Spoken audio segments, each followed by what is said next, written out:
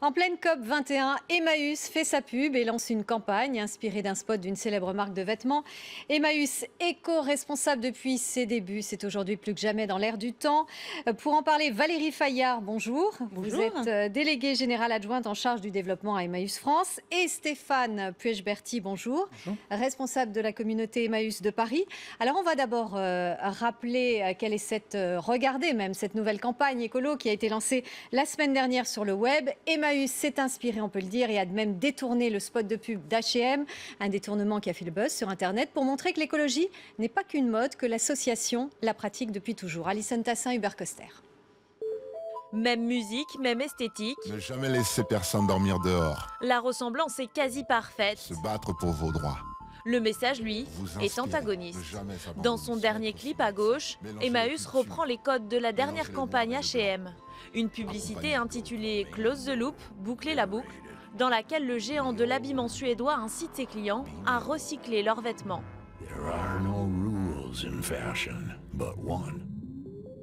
Recycle your clothes. Une communication verte, un greenwashing opportun qui a inspiré l'association. Avec ce slogan, l'écologie est bien plus qu'une mode. Ça nous semblait avoir une valeur finalement de symbole que de faire une variante pour que Emmaüs se réapproprie et montre bien son rôle de précurseur sur ces thématiques-là. Voilà, ça nous semblait être un levier de recyclage aussi, de publicité. Marchez pour ces idées. Car depuis 65 ans, Emmaüs a fait du recyclage et de l'économie circulaire son modèle de fonctionnement. Le clip est donc un moyen pour l'association de créer le buzz et d'utiliser les réseaux sociaux pour promouvoir ses actions en pleine COP 21. Et sans cesse être combatif. Et on peut ajouter que c'est le rappeur Oxmo Puccino qui fait la voix off de ce clip. Valérie Fayard, Stéphane Puech-Berty, Emmaüs recycle depuis toujours, depuis je crois à peu près 65 ans. Et aujourd'hui, Emmaüs recycle même la pub. Absolument, oui, ça nous a semblé assez drôle, en effet, en cette période de COP21, de faire un remix de la pub de cette célèbre marque de vêtements, mais de pouvoir l'utiliser à notre façon, c'est-à-dire qu'en fait, sur la base du même schéma, du même pitch, en réalité, dire quelque chose de complètement différent. Et là où la marque parle de personnes hype, branchées, qui font des selfies, qui se regardent, mais qui quand même à la fin recyclent, eh bien nous, on parle de notre activité, on parle de nos combats, et on dit ce qui est surtout le plus important à la fin.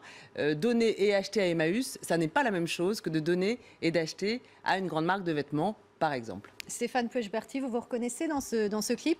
Oui, je pense que ça, comme disait Valérie, ça redonne aussi du sens à ce qu'on fait au quotidien. Ça nous permet aussi de donner une image plus jeune et plus actuelle de ce qu'on fait. Et c'est vrai que, notamment le travail de Valérie, c'est de trouver des filières de recyclage pour tout ce qu'on ne peut pas valoriser. Mais en fait, c'est très mode Emmaüs aujourd'hui, tout ce qui est recyclage, vintage. C'est extrêmement à la mode. C'est très à la mode et donc pour nous c'est quand même très amusant parce que un peu comme Monsieur Jourdain Lapro, ça fait plus de 60 ans comme vous l'avez dit que nous le faisons. Un peu par hasard au départ, effectivement, on a récupéré, l'abbé Pierre a commencé à récupérer des fringues, c'était les chiffonniers. On est passé des chiffonniers d'Emmaüs et maintenant on est à Emmaüs 2.0. Et donc. Oui, parce que vous vendez sur Internet aussi aujourd'hui. Alors on commence à vendre sur Internet, ce sont des pilotes. Ça vient de démarrer. Ça vient de démarrer, ce sont des pilotes qui démarrent, mais on a bon espoir, on fait une étude et on pense lancer effectivement l'année prochaine un site de vente en ligne national qui permettra aux gens qui ne nous connaissent pas forcément de pouvoir voir ce qu'on vend et venir après dans nos espaces de vente avec toujours la même idée, c'est-à-dire on fait la même chose apparemment, mais en fait on le fait différemment. Donc on vend comme d'autres, mais on vend différemment parce qu'on vend au service d'un projet et parce qu'on vend dans une optique de solidarité. Donc c'est complètement différent. Donc le recyclage, on le faisait bien avant que tous ces mots n'existent. La campagne d'affiches qui est associée au clip est également sur le même thème, c'est-à-dire upcycling, eco-friendly, tout ça. On n'a pas eu besoin de tous ces mots-là pour le faire, mais on le fait au service d'un projet qui permet de remettre des gens debout, de remettre des gens en activité, d'avoir des actions de solidarité. Donc en fait, venir acheter chez nous ou nous donner, c'est différent que d'acheter ou de donner ailleurs. Quelques chiffres, 250 000 tonnes de produits collectés, 6 millions d'achats solidaires, 4 400 compagnons. Stéphane Puech-Berty, c'est impressionnant. Oui, nous à Paris, on a déjà une cinquantaine. C'est un vrai projet social et comme disait Valérie, la vente est avant tout un prétexte. On est écologiste par opportuniste, c'est ce qu'a fait l'abbé Pierre au départ, mais on est avant tout humaniste par conviction. C'est-à-dire que l'objectif derrière, c'est de pouvoir accueillir des gens et de produire de la solidarité. Vous êtes présent à la COP 21. Emmaüs est présent. Il y a même un pavillon, je crois, du réemploi qui est fait entièrement à base de récup. Tout à fait, parce qu'effectivement, certes, on est écolo par opportunisme, mais c'est quand même notre métier. Et c'est un métier formidable parce qu'il est positif sur le plan de l'environnement et qui permet effectivement de mettre plein de gens au boulot. Mais du coup, ce qu'on fait là, on a voulu le faire bien aussi. Et par exemple, en ce qui concerne le textile, on collecte 120 000 tonnes de textile par an, c'est absolument gigantesque. Et on veut aller jusqu'à la valorisation maximum. Et donc, on a fait de la recherche et développement pour créer un isolant entièrement, c'est le seul isolant entièrement à base de produits d'occasion et recyclés, complètement recyclés, et qui sert pour l'isolation thermique et acoustique des maisons. Et donc, effectivement, le pavillon du réemploi, il était logique que nous y soyons. Et voilà. Vous allez aussi récupérer les meubles de la COP 21 ? Oui, tout à fait. On a prévu une énorme ramasse, alors j'ai plus les chiffres en tête, mais qui va se dérouler juste après la COP21. On récupère effectivement plusieurs J'ai lu un chiffre, 7000 meubles. Oui, c'est ça, à peu près. Vous allez récupérer, oui. Voilà, donc on se répartit on a une trentaine de groupes sur l'île de France, donc on va se répartir effectivement, et puis on va les revendre, ces meubles, ou les utiliser pour nous-mêmes. Ils vont retrouver une seconde vie. Tout à fait. On est présent donc sur la COP21 avec le stand dont vous parliez, mais aussi la communauté présente avec le relais dont on parlait. On est la seule association présente d'ailleurs sur le parvis de l'Hôtel de Ville, le parvis de l'avenir, entre des entreprises qui présentent leurs innovations technologiques et puis des startups qui ont des projets innovants. Donc c'est assez intéressant. C'est-à-dire que malgré, vous disiez, 65 ans, on est toujours moderne. Finalement, on est toujours présent. En fait, vous étiez moderne dès le départ. L'abbé Pierre était un peu un visionnaire. Il était complètement visionnaire. Alors, il était visionnaire à plusieurs niveaux. Il était visionnaire sur le plan de l'activité, effectivement, puisqu'il faisait du développement durable, même maintenant de l'économie circulaire, bien avant l'heure. Et il était aussi visionnaire sur le plan de l'accueil et de l'insertion des personnes, puisqu'il a été un des premiers, alors que c'était quand même un curé, c'est assez amusant, à dire on n'aide pas les gens uniquement en leur donnant à manger ou des vêtements. Ça, c'est vraiment le minimum, mais c'est pas ça qu'il faut faire.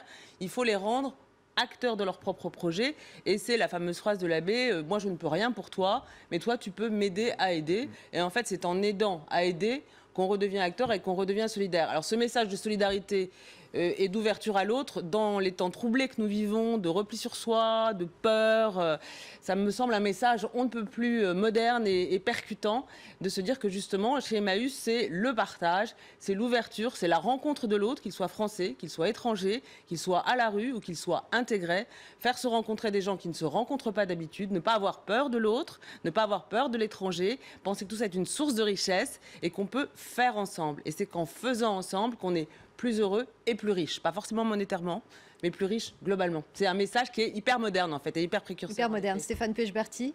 Parce que toutes les marques aujourd'hui veulent montrer qu'elles sont écolo, éco-friendly. Et en fait, vous vous moquez un peu de ça dans ce clip. Oui, parce qu'en fait, quand on utilise des termes anglo-saxons, et nous, ce qu'on fait, c'est du réemploi, de la revalorisation.